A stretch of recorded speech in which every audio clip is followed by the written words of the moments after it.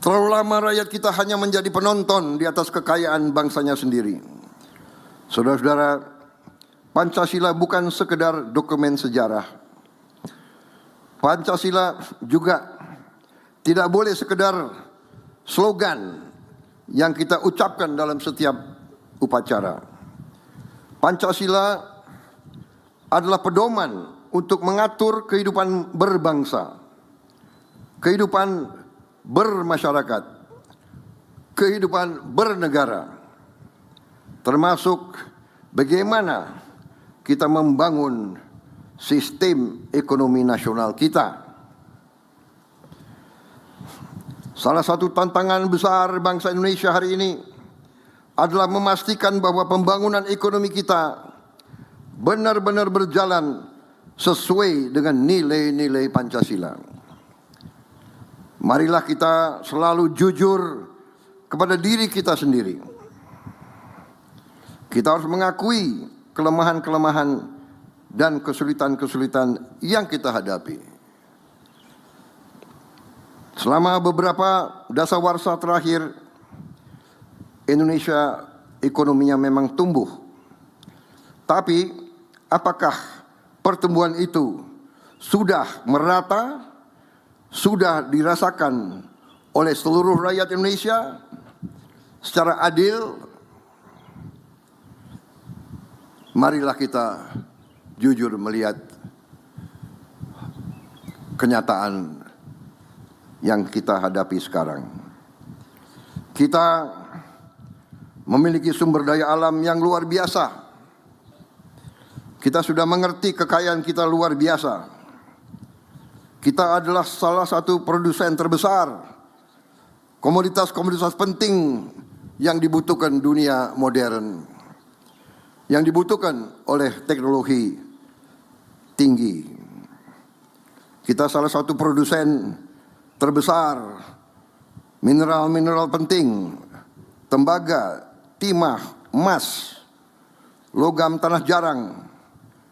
Kita produsen kelapa sawit, batu bara, nikel, komoditas pertanian lainnya yang sangat penting. Dan sekarang kita sudah swasembada pangan, di mana banyak negara menghadapi kesulitan. Kita sudah lebih siap. Namun kita harus mengakui bahwa terlalu lama kekayaan kita tidak sepenuhnya bisa dimanfaatkan untuk kemakmuran rakyat. Terlalu lama sebagian nilai tambah atas sumber daya kita dinikmati di luar negeri. Terlalu lama rakyat kita hanya menjadi penonton di atas kekayaan bangsanya sendiri.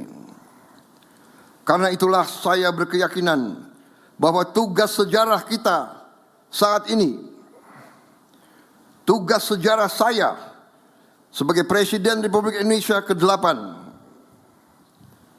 sebagai mandataris rakyat yang disumpah di hadapan rakyat, adalah untuk melakukan transformasi bangsa, terutama transformasi ekonomi nasional kita.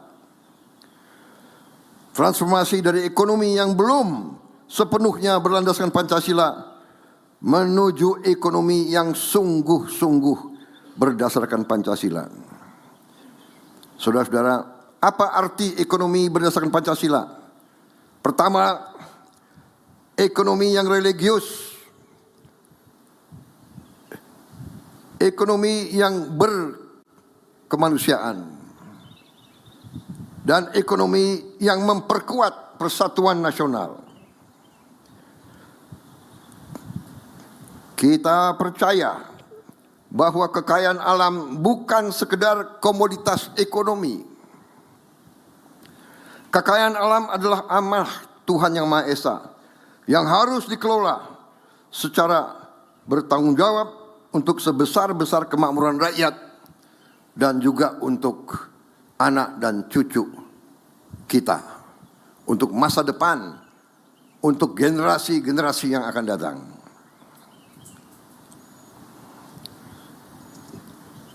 Pembangunan ekonomi tidak boleh hanya menghasilkan angka-angka statistik. Pembangunan ekonomi harus menghasilkan kehidupan yang lebih baik bagi seluruh rakyat Indonesia. Anak-anak kita, anak-anak saudara-saudara yang paling lemah, paling miskin, paling tidak berdaya, harus memperoleh gizi yang cukup. Petani kita harus memperoleh pupuk yang tepat waktu dan harga yang benar. Nelayan kita harus memperoleh akses pasar yang adil dan harus dibantu dan harus diberdayakan. Para nelayan kita adalah produsen protein yang sangat penting agar rakyat kita bisa jadi rakyat yang kuat. Pekerja-pekerja kita harus memperoleh kesempatan penghidupan dan penghasilan yang layak. Nasib pekerja kita harus dilindungi, harus dibantu. Ketiga, ekonomi kita harus berpihak kepada kepentingan nasional dan kepentingan rakyat. Ekonomi kita tidak boleh hanya menguntungkan segelintir orang saja. Sudah terlalu lama harga berbagai kekayaan alam kita ditentukan oleh pihak lain, ditentukan di negara lain. Sudah terlalu lama sebagian keuntungan dari sumber daya alam mengalir ke luar negeri dan tidak tinggal di ibu pertiwi. Karena itu, pemerintah menentukan ekspor sumber daya alam satu pintu. Kita juga harus melakukan investasi besar di bidang industrialisasi berdasarkan hilirisasi. Kita harus memperkuat pengelolaan devisa hasil ekspor